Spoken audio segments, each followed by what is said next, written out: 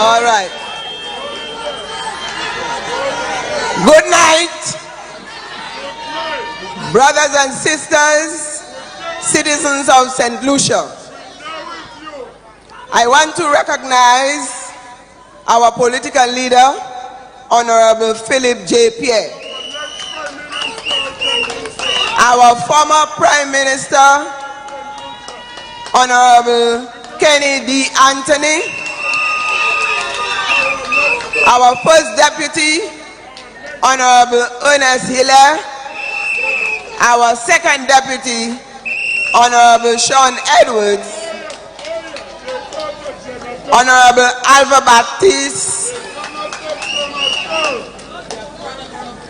and I want to tell you, I want to recognize all the members of Team Labour on this platform. Tonight, I am out here to make history.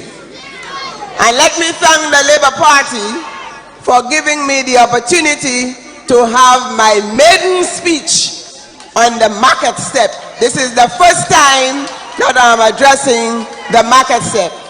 And what a glorious day today is. Today we have a day of fire. Fire. And I want you to put your hands together for Philip J. Pierre, who was able to mobilize his team in 2 days to flood Castries with the number of people that I'm seeing here tonight. Thank you, Philip J. Pierre. And we are on our way to liberate St. Lucia from the mess that it has found itself. St. Lucia Labour Party is a force to be reckoned with, because the foundation of this party is rooted in the cause of labor, fighting for justice, freedom, and to provide bread on the table for you. And that started with George F.L. Charles. When I heard Richard Frederick spoke a while ago, I said, yes, you have prepared the way for one greater than I. Anytime a speaker go before you, you say thank you for preparing the way for one greater than you. And I am speaking now, and I'm preparing the way for one greater than I, when Philip J. Pierre will come to address you. That is the man of the people. It's not just a man you trust, it is a man I trust. And I trust him as leader of the St. Lucia Labour Party.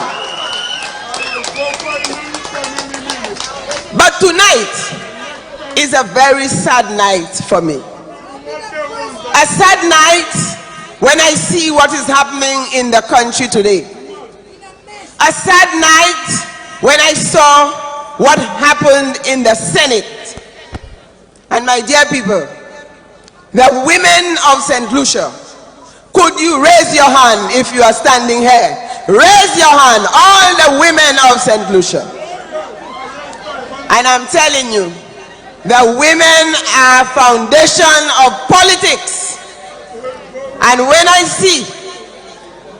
saw a politician use women, brought them in the Senate by force to get them to get a bill passed. I said, why do we allow ourselves as women to be bullied by a dictator? And the Prime Minister did not just authorize them to go and sit in the Senate and get this bill passed. There were 6 women in that Senate, and it hurts my heart. He actually sat in the Senate together with Guy Joseph to ensure that they did everything they asked them to do. Why our women must do that to other women? We have been fighting in the struggle to get women to be involved in decision making. at the highest level in the country. And when we get women at that level, this is what they are doing. They are being used by men who are unscrupulous to achieve their objective. Labour Party has created opportunities for women to develop, for women to grow, for them to be sustainable and to take care of their family. When Labour had stepped, Labour had all the different social programs that address the issues concerning women. And now we see a government forcing 6 women to go in the Senate and ensure that they pass a bill, and that the intention of that bill was to stop this march today. Well, you have proven them wrong. You have turned out in large numbers, and the power is in the hands of the people. You have the power. When you elect people in office, you put them there to serve you. You give them the government purse to manage. You give them the wallet. The money does not belong to them. And therefore you have to demand. The Prime Minister was asked to defer the bill and allow you to have chance to discuss that bill. But he said no. He was in a hurry. He rushed to get this bill passed so that you would not get an opportunity to march today. You would not get an opportunity to listen to the message. And I tell you, Nelson Mandela said, fools multiply when wise men are silent. Those of us who know must say the truth. We must share information, and we must remove our people from ignorance. And that is why the St. Lucia Labour Party builds schools all over St. Lucia, so that every single child will have access to secondary education. Labour Party put bursaries for children who are entering secondary school. Labour Party was introducing the laptop program for every single child to have access to technology.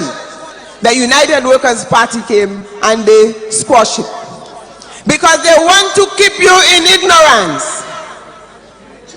They want you to be silent, and therefore you will not know the truth. Well, I'm here, and the Labour Party is here to educate you and to tell you the truth, so that you can take the decision that is in your interest and the interest of your children, the future generation. My dear people, I have my famous quote. I love it. And I say, I expect to pass through this world but once. Any good thing, therefore, that I can do to, or any kindness I can show to any fellow human being, let me do it now. Let me not defer nor neglect it, for I shall not pass this way again. And I am here. I'm offering myself to represent the people in Babonneau. Babonneau needs representation. And the Babonneau people told me, easy come, easy go. You go already? All right. We have a Minister of Agriculture in Babonneau. He studied agriculture. And Babonneau is a farming community. The people in Babonneau, that is what made them what they are. And you tell me the Minister of Agriculture is telling the farmers in St. Lucia that they cannot manage $1,500. This is an insult to the farmers in Babonneau and in St. Lucia. The farmers said they will put the picture of the big houses they have that cost hundreds of thousands of dollars on display. They will show you the vehicles that they drive. They will show you the certificates of the children they send to university. And they will tell you they are able to manage hundreds of thousands of dollars. They have a lot of land, and they do not want any minister of agriculture to insult them and tell them they cannot manage $1,500. I have told the people in Babonneau that I have done so much with so little that now I can do anything with nothing. We look at the St. Lucia Labour Party. We look at the contribution that the Labour Party has made to enhance women. And for the short time that Labour Party has been in office, Labour Party has gotten 4 women elected to Parliament, and UWP has only had 3. And among the 4 who were elected in the Labour Party, one of them jumped ship and felt that the rules of Labour were too straight. So therefore she went on the other side where things were slack. So Labour Party still has on record a higher number of women elected to Parliament than the United Workers' Party. Women, put your hands together and give yourself a clap.